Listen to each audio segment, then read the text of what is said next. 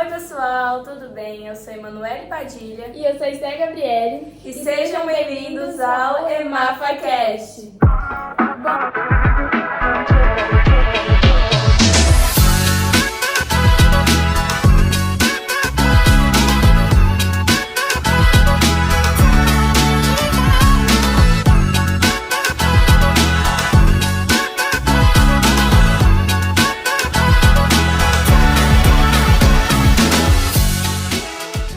Bom, gente, hoje vai ser o primeiro episódio e a gente está aqui com uma pessoa muito especial para a nossa cidade, a vereadora Yolanda.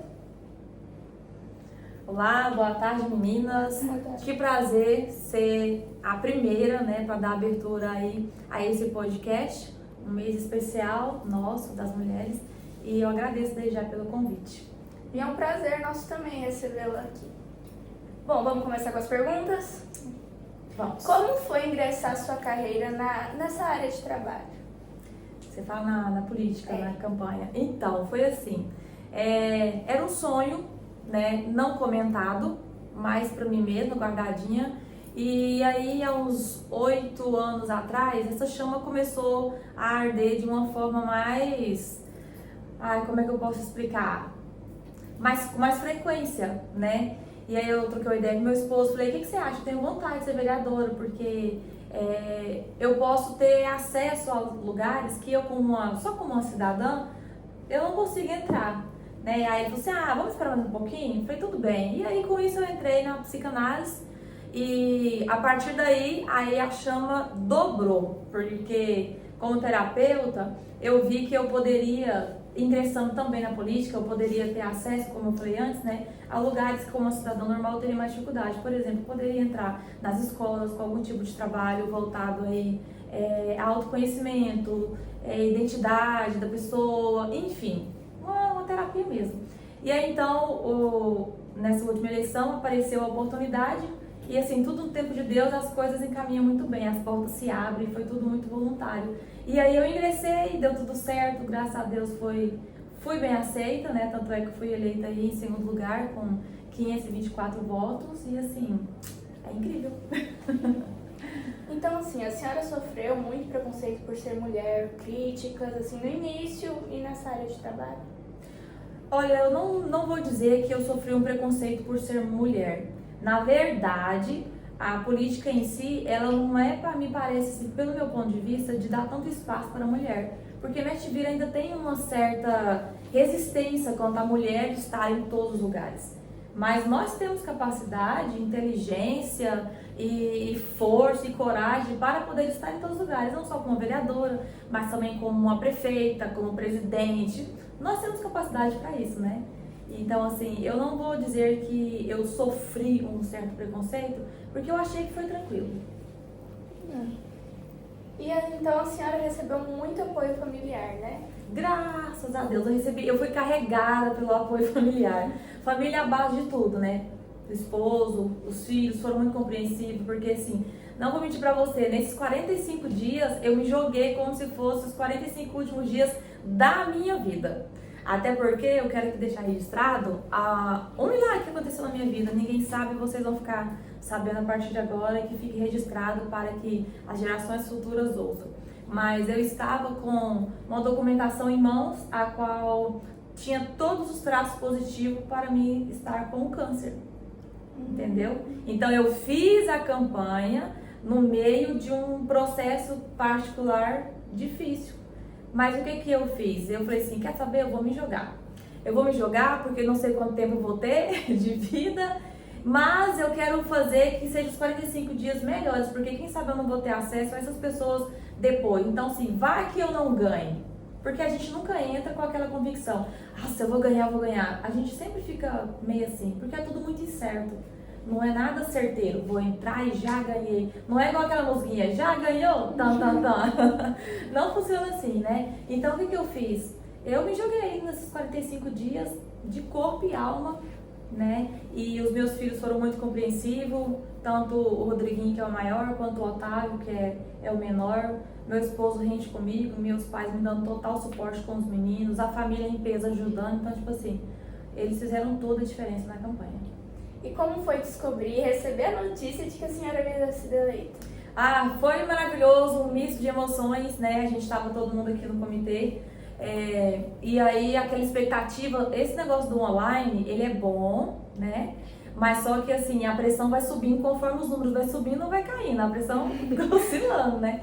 E aí tava todo mundo junto ali, aí foi subindo 400, 500 e foi chegando, e aí segundo lugar, e quando é fé, fechou. 524, segundo lugar, aí foi aquele misto de emoções e com lágrimas e alegria, agradecer a Deus e aquele momento assim, maravilhoso de abraça e confraternização e carreata e gritando na rua de muita alegria.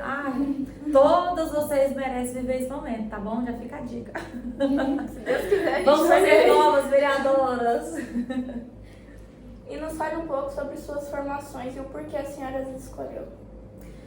Olha, primeiramente, o meu sonho desde pequena era ingressar na medicina e cuidar de criança, porque eu sou apaixonada em criança, então eu queria ser pediatra. Mas não tive essa oportunidade de poder sair da cidade para estudar por condições financeiras e tudo mais. Então, o que acontece? A oportunidade que veio para a gente na modalidade EAD, né, pela FACEB, foi contabilidade e pedagogia. Eu amo ensinar, eu gosto de conversar e tudo mais, mas assim, o estar todo dia em sala de aula, eu pensei, não, mas eu acho que não. Então eu fui para contabilidade, porque eu também sempre tive uma afinidade pela matemática. E aí eu fiz a contabilidade à distância, já estou aí nessa área trabalhando já tem 11 anos, né? 11 anos trabalhando. Comecei antes da formação, no caso, né? Ingressei na contabilidade antes da formação. E depois eu fiz agora a psicanálise, que aí eu descobri mais um amor, mas é um amorzão mesmo, que é a terapia, cuidar de pessoas, abraçar pessoas, ajudar pessoas a sair de uma depressão, sabe? Assim, é fantástico. E foi também na modalidade à distância. Então hoje essa modalidade, ela faz com que a gente consiga alcançar todos os nossos sonhos e cursos nessa modalidade à distância. E agora vamos voltar um pouquinho mais para trás. Como foi a infância da senhora? A senhora viveu a vida inteira em Campinápolis ou já morou em outra cidade? Não, eu nasci aqui em Campinápolis, dia 4 de outubro de 1992, grave bem essa data. E aí, sempre fui aqui. Confesso que na adolescência eu tive vontade de ir embora, né, pra querer estudar, crescer na vida e tal, mas passou. Descobri que o melhor lugar do mundo se chama Campinápolis. Minha infância foi uma infância muito boa, muita liberdade, né? O nosso setor, eu sempre morei nesse setor aqui, que foi o Cristalina. A gente tinha, olha, uma média de umas 10 crianças na mesma rua aqui, assim, todo mundo muito amigo, né? E a gente brincava de queimada e de esconde-esconde. Gente, no final da tarde era uma maravilha, futebol, era muito bom. Então, assim, eu posso dizer com todas as letras que eu tive uma infância muito abençoada mesmo. Então nos fale sobre uma memória hilária da infância ou adolescência da senhora, algo que marcou a senhora. Da infância? Nossa, são tantas emoções. Olha, da infância, eu sempre fui muito pra frentinha, curiosa com as coisas, né? E pra mim, um ponto assim que me marcou, por eu ser mais velha, então meu pai sempre fala, você dá conta, você consegue. Então ele queria que eu, por ser mais velha, que eu fizesse as coisas que talvez o menino faria, né? Por exemplo, ele foi me ensinar a andar de moto. E aí o que aconteceu? Ele me ensinou a andar de moto rodeando a casa. Porque, assim, de menor, totalmente de menor, uma criança, um perigo, né? Não podia ir pra rua, mas vai que um dia precisava, então alguém tinha que saber conduzir, né, a moto. Então ele me ensinou a andar ali em volta da casa. E eu lembro perfeitamente, às vezes ele pisava no meu pé, debreia, o que é isso? Passa marcha e tal. Então, assim, é algo que foi muito legal. Várias outras coisas divertidas, tipo derrubar caju no quintal das pessoas e aí a gente jogar pedra e a pedra ir no pau e voltar na testa. E altos acontecimentos, né? Era muito bom, foi muito divertido. E como a senhora se sente ao ver como a cidade está? Quais são os planos da senhora para o futuro? Alguns projetos que deseja realizar? Olha, assim, graças a Deus, hoje a cidade atualmente, eu posso falar com todas as letras que ela está evoluindo, está em um processo de transformação, um processo de evolução e que não chegamos ao fim. Temos inúmeros projetos, tanto executivo quanto o legislativo. E assim, o meu projeto para o futuro é fazer um trabalho assim tão bem feito, mas tão bem feito como vereadora, a ponto de ser incentivo para os pequenos, entendeu? Para ser esperança para os mais velhos e fazer com que esse legado aí ultrapasse gerações. Que quem sabe a hora que eu tiver uma velhinha aí bem gaga, alguém fala assim, a Yolanda, você lembra da Yolanda? Então ela fez um trabalho legal e eu quero ser igual, entende? E quanto aos meus projetos, eu quero abraçar o máximo de causas sociais, crescimento na cidade, enfim, eu quero fazer com que o meu nome seja lembrado, entende? De uma forma totalmente positiva, de crescimento para a cidade. Afinal de contas, eu nasci aqui e não quero sair daqui. E quero que os meus filhos, né, também fiquem por aqui, meus netos. Eu quero que Campinápolis entra aí no jornal como uma cidade que está espetacular. E como era o ambiente escolar para a senhora, as amizades, se a senhora gostava de estudar? E se a senhora responder que não, a gente super vai entender. Vai julgar a senhora. Sem julgamentos, né? Como eram os professores, a relação da senhora com os professores? Olha, eu sempre fui muito competitiva. Então, tipo assim, a gente disputava notas, né? Tinha essa questão de disputar as notas. Os meus professores foram os melhores, com toda certeza. Não vou citar nome para não esquecer de ninguém. Mas assim, naquela época nossa, quando a gente mudou para a cidade, que eu pulei essa parte, né, da gente morar na fazenda, a primeira escola foi Carinho e Ternura.